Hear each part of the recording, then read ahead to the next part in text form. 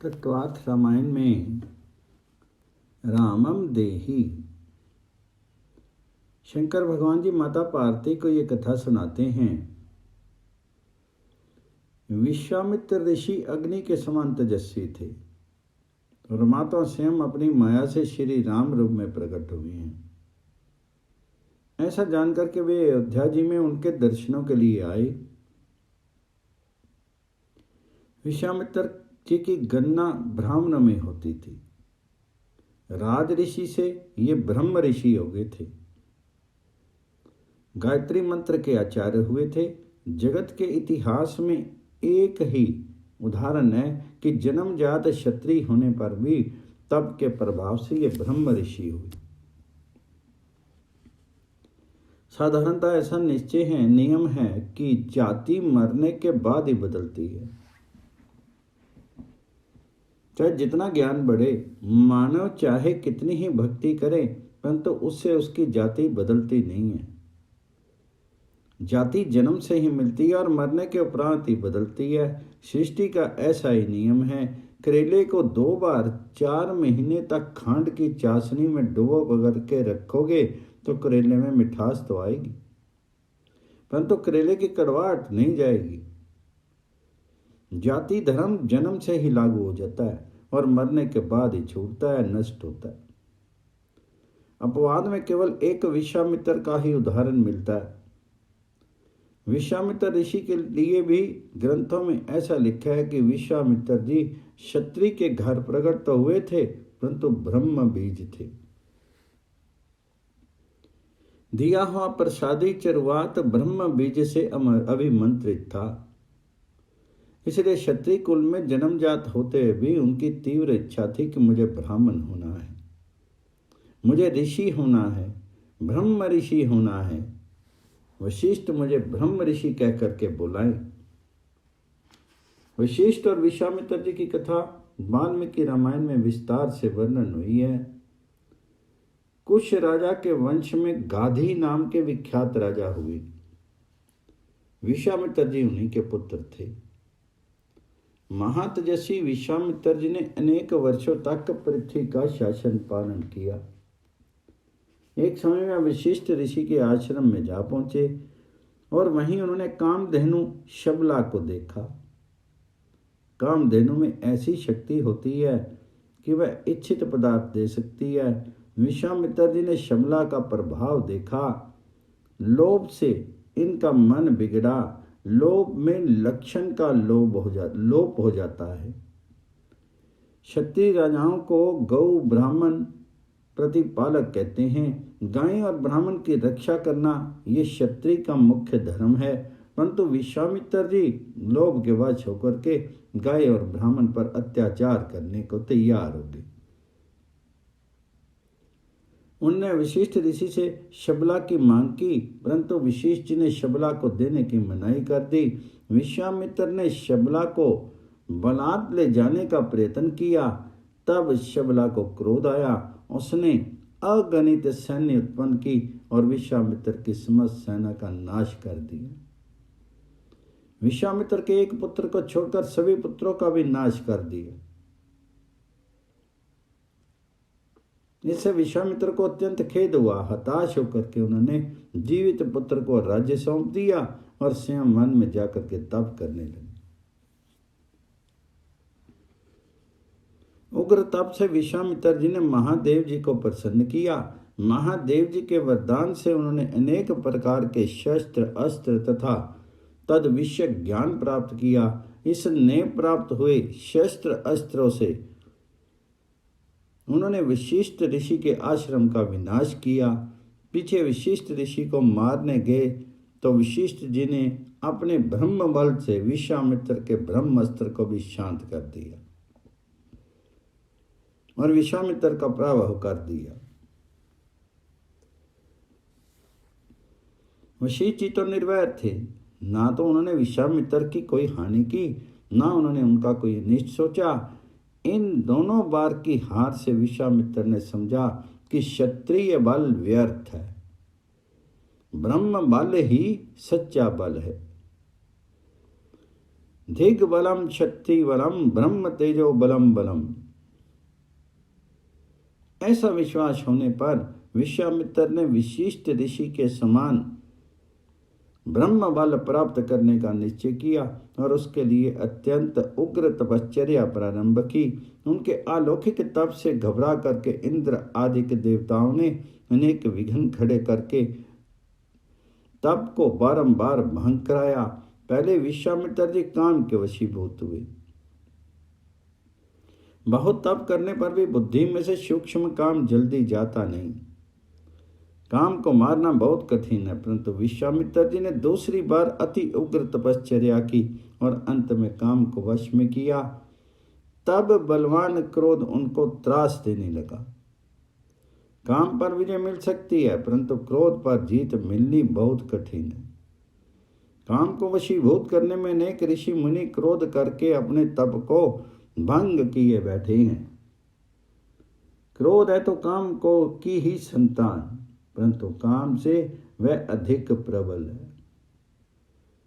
तप का बारंबार भंग होने पर भी विश्वामित्र जी अपने निर्णय में अडिग रहे। वो त्रोतक तप की उग्रता बढ़ाते गए। तप के बल से वह राज ऋषि कहलाए। उसके बाद ऋषियों में उनकी गणना हुई। तप बढ़ने पर महर्षि की पदवी भी इनको प्राप्त हुई। उस पर भी विश्वामित्र जी को संतोष नहीं हुआ। सत्कर्म में, तप में, भक्ति में संतोष मानना नहीं। इसमें जो संतोष मानता है वह फिर आगे नहीं बढ़ सकता। विश्वामित्र जी को तो ब्रह्म ऋषि की पदवी प्राप्त करनी थी। जब तप की पराकाष्ठा आ पहुंची तब ब्रह्मा सहित सब देवताओं ने प्रत्यक्ष होकर के उनको ब्रह्मत्व दिया।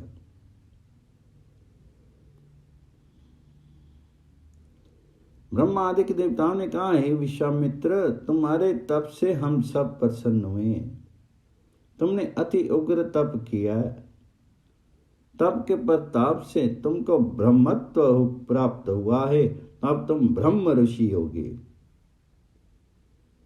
देवताओं ने उनके ब्रह्मत्व को स्वीकार किया, परंतु जब तक विशिष्ट ऋषि उनको ब्रह्म ऋषि स्वीकार ना करें तब तक विश्वामित्र को संतोष नहीं था। उनके ब्रह्म ऋषि को विशिष्ट ऋषि की सम्मति ना मिले तो उस ब्रह्म ऋषि पद का महत्व विश्वामित्र जी के मन में कुछ भी नहीं था। इसके बाद एक रात्रि को विश्वामित्र जी वशिष्ठ जी के आश्रम में गए। उस समय वशिष्ठ जी अपनी पत्नी अरुंधति देवी के साथ सत्संग कर रहे थे। विश्वामित्र जी एक कोने में छिप करके खड़े हुए और पति पत्नी के बीच की बातचीत सुनने लगे। अरुंधति जी ने कहा कि चांदनी कैसी निर्मल है। तब वशिष्ठ बोले, हाँ देवी, परंतु विश्वामित्र ऋषि के ब्रह्म तेज जितने निर्मल नहीं है। विश्वामित्र जी का ब्रह्म तेज अति निर्मल है। विश्वामित्र जी ने यह सुना, वे विचार करने लगे कि ये विशिष्ट ऋषि कितने महान हैं। मैंने इनके साथ कितना बैर किया, इनके 100 पुत्रों को जला करके भस्म किया, फिर भी इनको मेरे प्रति हृदय में किसी प्रकार का कुभाव नहीं है, उल्टा सद्भाव है। मैंने भयंकर शत्रुता की, फिर भी वे मेरी प्रशंसा करते हैं,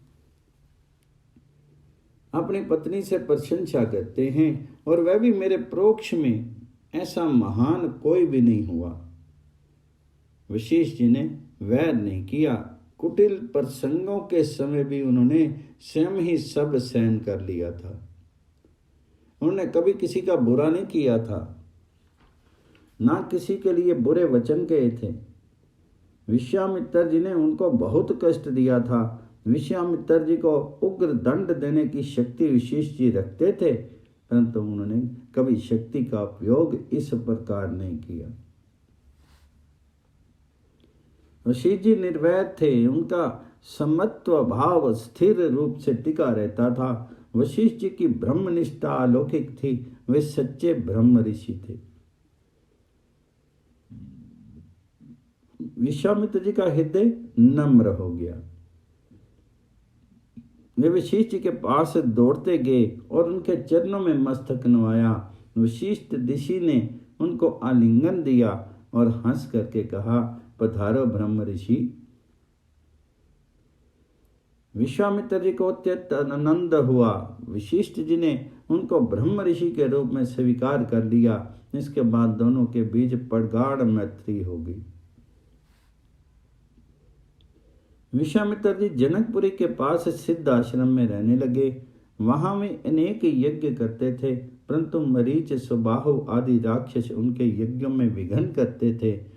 विश्वामित्र जी ने विचार किया कि भगवान अयोध्या जी में प्रकट हुए हैं। इस यज्ञ का तो एक निमित्त है, इस निमित्त से मैं भगवान जी को यहाँ ले आऊँगा और संपूर्ण दिवस परमात्मा के दर्शन करूँगा। कोई भी सत्कर्म का निमित्त हो और उस सत्कर्म में भगवान याद आए, प्रभु के दर्शन हों, तो ही वह सत्कर्म सफल है। सत्कर्म करते हुए भगवान जी को भुला दे तो सत्कर्म का कोई मूल्य नहीं है। जिस कार्य से प्रभु प्रसन्न हो वही सत्कर्म है। सत्कर्म को यज्ञ कहते हैं। दान, तप, यज्ञ अथवा ऐसे अन्य सत्कर्म करो, उसके साथ प्रभु का नाम स्मरण अवश्य करना चाहिए। प्रभु स्मरण बिना सत्कर्म अभिमान उत्पन्न करता है। सत्कर्म से पुण्य मिलता है, परंतु प्रभु नहीं मिलते। परमात्मा तो नाम स्मरण से द्रवित हृदय में आते हैं। प्रभु स्मरण बिना हृदय की शुद्धि नहीं, और हृदय शुद्ध ना हो तब तक परमात्मा पदार्थ नहीं। इसलिए जिस समय सत्कर्म करो उस समय प्रभु का स्मरण रख करके निष्काम भाव एवं दीनता से उसे करो। विश्वामित्र जी समर्थ हैं, किसी भी अन्य की सहायता के बिना अकेले ही सब राक्षसों को मार सकते हैं। परंतु श्री रघुनाथ जी का प्राकट्य हुआ देख करके उन्होंने विचार किया कि यज्ञ के निमित्त से मैं श्री राम लक्ष्मण की मांग करूंगा और उनको अपने आश्रम में ले आऊंगा। प्रभु की पुनीत पधरामनी अपने आश्रम में कराऊंगा। ऐसा विचार करके विश्वामित्र जी अयोध्या में पधारे। विश्वामित्र ऋषि ने गंगा का वंदन किया। सरयू जी की महिमा महापुरुष ने बहुत वर्णन की है। सरयू जी साक्षात श्री राम गंगा हैं। सरयू जी का नाम है श्री राम गंगा। सरयू जी में स्नान करने से पाप जलते हैं। किसी समय तुम अयोध्या जाओ तो खूब याद रख करके सरयू जी के राम घाट पर स्नान करना। अयोध्या में सरयू जी की प्रवाह विशाल है। वहां लगभग 200-300 घाट हैं। 15-20 दिन अयोध्या में रहोगे तो आनंद आएगा। अति दिव्य भूमि है। वहां राम घाट पर आज भी ऐसा आभास होता है कि श्री सीताराम जी यहीं विराजे हुए। बहुत शांत व सात्विक भूमि है। आज तो उनके आगे कोई घाट नहीं है, परंतु लोग ऐसा कहते हैं कि इस स्थल पर पहले राम घाट था। श्री रघुनाथ जी यहीं स्नान करने के लिए पधारते थे। कोटि कल्प काशी बसे, मथुरा कल्प हजार, एक निमिष सरयू बसे, तो तुलई न तुलसीदास। अयोध्या संतों की भूमि है। अन्य तीर्थों में संतों की परंपरा है, वह 50,000 वर्ष पीछे खंडित हो गई, जबकि अयोध्या में संतों की जो परंपरा है वह सृष्टि के आरंभ से आज तक अखंडित है। अयोध्या जी में संत दर्शन का आनंद आता है। श्री अयोध्या जी की महिमा का वर्णन कौन कर सकता है।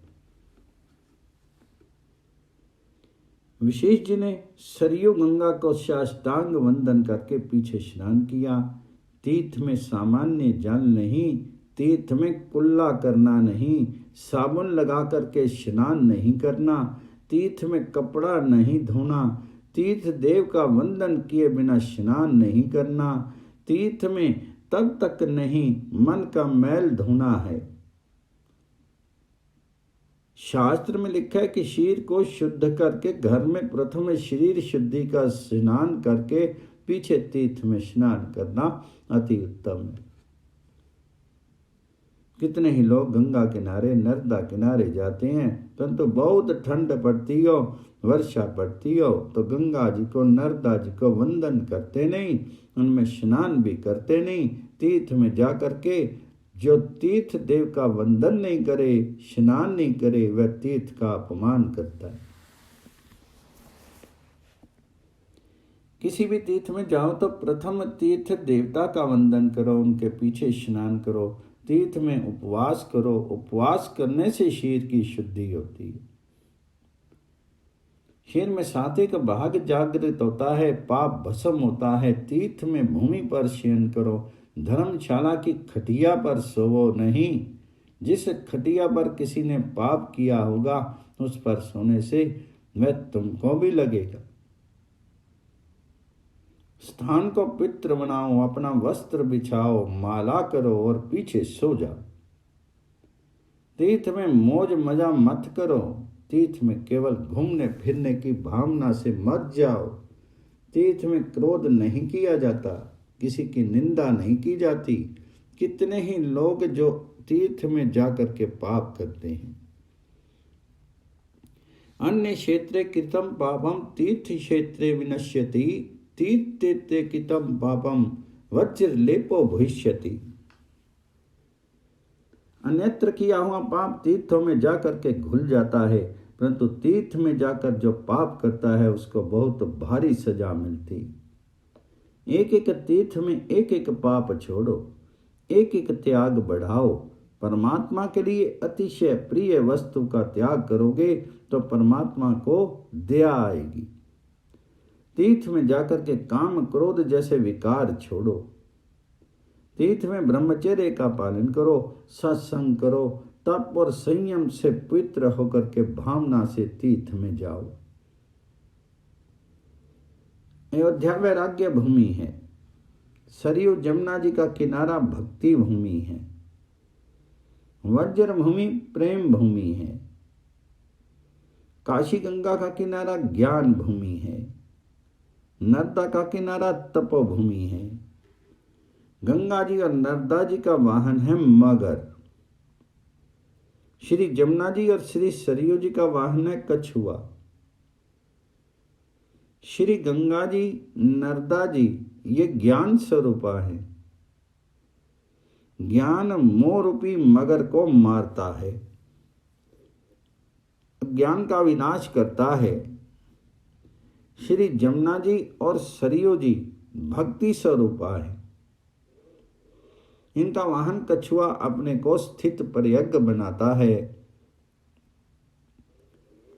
स्थित पर्यज्ञ का लक्षण वर्णन करते हुए भगवान जी को भी कछुआ याद आता है।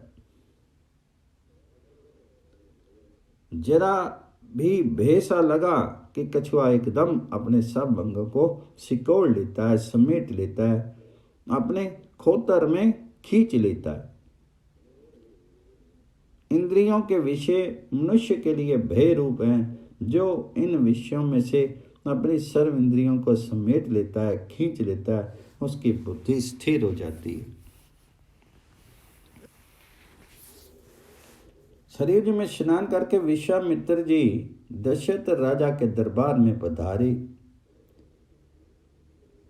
विश्वामित्र जी को आता देख करके दशरथ महाराज उठ करके खड़े हो गए। तुम्हारे आंगन में कोई साधु संत आए, कोई ब्राह्मण आए तो तुम भी उठ करके खड़े हो जाओ। कितने ही लोग तो ऐसा समझते कि ये महाराज कुछ मांगने आए होंगे, कुछ मांगने आवे, वहां मुझे उठने की क्या जरूरत है, मैं देने वाला हूं, इससे बड़ा हूं। देने वाला कोई बड़ा नहीं और लेने वाला कोई छोटा नहीं। जीव मात्र ईश्वर का अंश है, ईश्वर की संतान है। परमात्मा की संतान को छोटा गिनो तो परमात्मा को बुरा नहीं लगेगा। प्रभु के राज्य में कोई बड़ा नहीं है, कोई छोटा नहीं है, सभी समान हैं। जीव को छोटा मान करके उसका अपमान करना नहीं। नम्र हो करके, दीन बन करके, आंखें नीची रख करके दान दो। कितने ही दान देते हैं परंतु अकड़ से देते हैं, कितने ही 2-4 धक्का दे देते हैं। इससे ठाकुर जी को बहुत बुरा लगता है। तुम साधु ब्राह्मणों को थोड़ा दोगे तो चलेगा, परंतु मान पूर्वक दो, विवेक से दो, भगवत भाव रख करके दो। लेने वाले के हृदय में भी परमात्मा ही बैठे। ऐसी भावना रखो कि मैं देता नहीं, मेरे राम जी देते। देने वाले राम जी और लेने वाले भी राम जी। गरीब का, ब्राह्मण का सम्मान होता है, वहां परमात्मा बहुत राजी होते हैं। दशरथ महाराज उठ करके खड़े हुए, उन्होंने विश्वामित्र का स्वागत किया, उनकी पूजा की, हाथ जोड़ करके उनका अभिवादन किया। महाराज दशरथ ने कहा, हे मुनिंद्र, आप पधारे, इससे आज मैं की तात हुआ, मेरा घर आपने पवित्र किया। जिस घर में आप जैसे महान भाव पधारते हैं, उस घर में सब प्रकार की संपत्तियां आती हैं। जिस घर में बगैर आमंत्रण के कोई भजन आनंदी वैष्णव साधु संत आए, वह घर वैकुंठ जैसा है। घर की शोभा संत सेवा से होती है। जिस घर में गरीब का सम्मान होता है, जिस घर में श्री राम भजन, श्री कृष्ण कीर्तन होता है, वह घर प्रभु का धाम है। वैसे तो सर्व भी घर बनाता है, परंतु जिस घर में संतों के चरण की रज नहीं पड़े, जिस घर में गरीब का सम्मान नहीं हो, जिस घर में परमात्मा के नाम का कीर्तन नहीं हो, वह घर घर नहीं है। महाराज दशरथ ने विश्वामित्र से कहा, आप कृपा करके पधारे, इससे मन में बहुत आनंद हुआ, मैं आपकी क्या सेवा करूं। तो विश्वामित्र जी ने दशरथ राजा से कहा, मैं कुछ विशेष मांगने आया हूं। रामम च लक्षणम च अपि मह्यम देहि कियदिनम। पवित्र ब्राह्मण परमात्मा की ही मांग करते हैं, वे दूसरे कुछ मांगते नहीं। विश्वामित्र जी मांगते हैं परंतु भगवान की ही मांग करते हैं। राजन, मुझे अन्य कुछ आवश्यकता नहीं है। मेरे यज्ञ में राक्षस विघ्न करते हैं, तुम राम लक्ष्मण को मुझको दे दो। असुर समूह सताहि मोहि, मैं जाचन आए हूं नृपतो ही। अनुज समेत देहो रघुनाथा, निशिचर बद्ध में हो वसनाथा। राम लक्ष्मण राक्षसों का विनाश करेंगे, मेरा यज्ञ परिपूर्ण होगा। विश्वामित्र जी ने रामचंद्र जी की मांग की तो दशरथ महाराज का उत्साह मंद हो गया। वे हाथ जोड़ करके बोले, गुरुदेव, मेरे राम को मेरी आंखों से दूर मत करो। मैं राम को रोज निहारता हूं, फिर भी इनको देखने से मन की तृप्ति नहीं होती। दर्शन से जिनकी तृप्ति हो, उनकी भक्ति कच्ची। वैष्णव दर्शन का लोभी होता है, एक बार, 1000 बार, अनेक बार दर्शन करे तो भी उसकी तृप्ति नहीं होती। दशरथ महाराज ने कहा, आपने राम को देखते रहने से मेरा जन्म तृप्त होता है नहीं। गुरुजी, वृद्धावस्था में आप सबके आशीर्वाद से मेरे घर 4 बालक हुए और ये 4 बालक मुझको प्यारे लगते हैं। मेरा राम तो मुझको प्राण की अपेक्षा भी बहुत प्यारा है। राम मेरा पुत्र है, इसी से मुझको प्यारा लगता है। ऐसा नहीं है, मेरे राम में बहुत ही सद्गुण एकत्रित है। मेरे शत्रुओं को भी ये प्यारा लगता है। मेरे शत्रु भी राम की प्रशंसा करते। शत्रु जिसकी प्रशंसा करे वह प्रशंसा सच्ची होती है। जहां तुम्हारा प्रेम है, स्नेह है, वहां तुमको कोई दोष दिखाई देगा नहीं, तुम उसकी प्रशंसा करोगे। इसमें क्या आश्चर्य है। पुत्र का विवाह नहीं हुआ तब तक उसकी मां भी इसके विषय में झूठी प्रशंसा करती है कि ये तो बहुत चतुर है, रूपवान है। अरे कैसा चतुर है, ये तो संसार को अच्छी तरह खबर है। घर के लोग प्रशंसा करें वह सच्ची नहीं, शत्रु प्रशंसा करे वो सच्ची। दशरथ महाराज ने कहा, गुरु जी मेरा राम सबको प्यारा लगता है, आपको अधिक तो क्या कहूँ। इस जगत के इतिहास में मेरे राम जैसा पुत्र हुआ नहीं, और मुझको ऐसा लगता है कि भविष्य में ऐसा बालक होगा भी नहीं। मेरा राम दिन में 2 बार मुझे साष्टांग वंदन करता है। मैं बहुत भोला है, बहुत शर्मीला है, अपनी तीनों माताओं की बहुत सेवा करता है, छोटे भाइयों की हमेशा देखभाल करता है। मेरा राम बहुत पवित्र है, वह कभी आंख ऊंची कर किसी स्त्री को देखता नहीं है, वह संयम की मूर्ति है। राम जी का वर्णन करते करते महाराज दशरथ की आंखें भीग गई, हृदय पिघल गया। वे कहने लगे, गुरु जी मैं आपसे स्पष्ट कहता हूं, जल बिना कदाचित मछली जीवित रह सके, परंतु राम को देखे बिना ये दशरथ जीवित नहीं रह सकेगा। महाराज दशरथ ने जो कुछ कहा वह अक्षरता सत्य है, इसमें तनिक भी अतिशयोक्ति नहीं।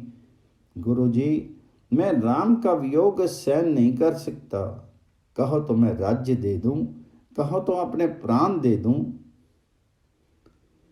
दे प्राण थी प्रिय कंचु नहीं, ते मुनि देऊं पलकार मही। मैं सब कुछ दे सकता हूं, परंतु अपने राम को नहीं दे सकता। राम देत नहीं बने गुसाई।